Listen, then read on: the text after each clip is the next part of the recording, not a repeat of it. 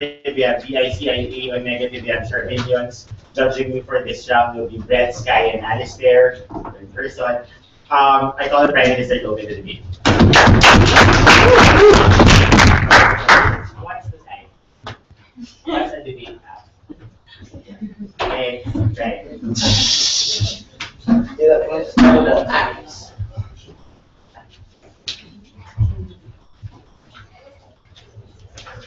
Welcome to the quarterfinals of the MDO. I need a favor from the crowd.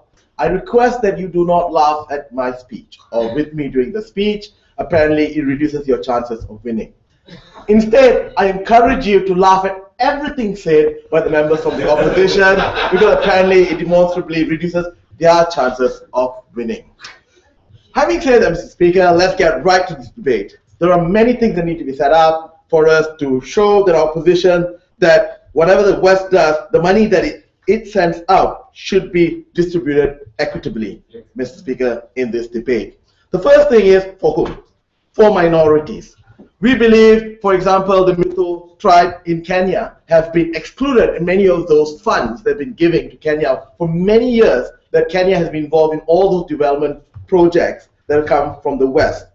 We believe that this policy is to help these minorities, may they be women or ethnic groups, where in this country are excluded from the development funds that comes to them. Second, this aid will come from the West, European Union, Japan, US. We believe that the 2 billion that the European Union spent on Central Africa in the last 5 years must not only bear benefit for all of Central Africa, but all types of people in Central Africa, because some people are excluded from that.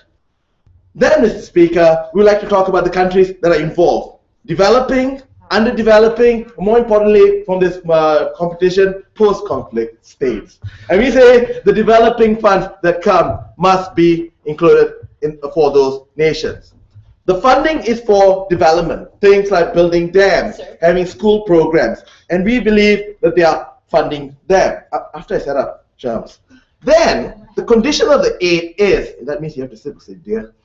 The condition of the aid is that the fund and those and everything related to the project should be distributed, that should have redistributive policy, aggressive socially, that should be done with those monies directly related to the fund and also the project per se. For example, for those dam projects, you could have in Iraq, you could make sure that Kurd or Kurdish engineers are employed, an aggressive percentage of them being Kurdish. For teachers, like in Afghanistan, if you have an education program, you got to make sure that a high percentage are female teachers, something that is a taboo over there. So we force these conditions to those nations that are taking the funds. Fourth, that the funders themselves assist in the implementation. They must be involved in how it is done, so they make sure that these socially redistributive policies related to the funds and the projects related to them are done very well. Finally, you got to look at the fact that they've had long-term partners like Bangladesh, where a lot of money has been sent there. Some of these countries are propped up by this aid, and you've noticed in those instances that not a lot of those ethnic groups have been well serviced in those conditions. Yes, my friend.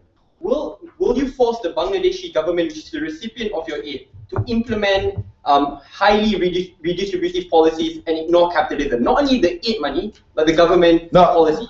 Everything related to the fund itself and the projects involved with it, in those, they will aggressively implement socially equitable projects. Because the West must make sure that the money it's sent to the money itself and the projects related to it in themselves are distributed equitably. Mr. Dear, we don't propose funders to control countries, but they can control the money they send. That's what the debate is.